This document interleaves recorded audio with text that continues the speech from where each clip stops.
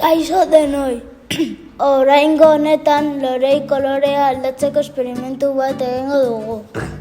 Honetarako material hau behar dugu. Kolore ezberdinetako tintea, labana, goiara, edalontziak urarekin eta lore zuriak. Edalontzi bakoitzari 10 tanta tinta botako dizkiogu.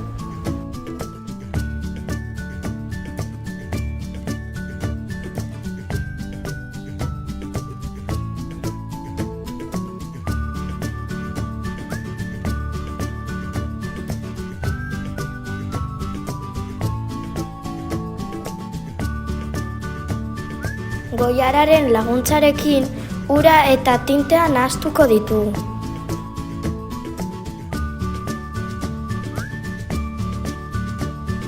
Loreei zurtoina moztuko diegu eta lore baten zurtoina bitan moztuko dugu loreak bi kolore har ditzan.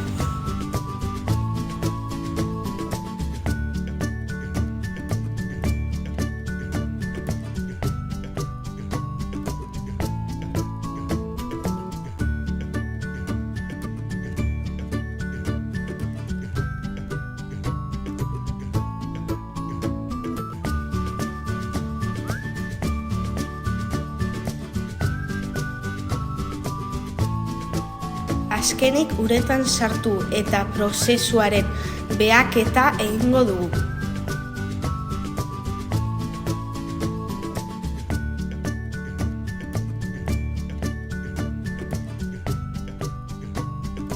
Espero bezala, loreak tintatu egin dira, zurtoinak uretan disolbatuta dagoena zurgatu eta lorean zehar garraiatu delako.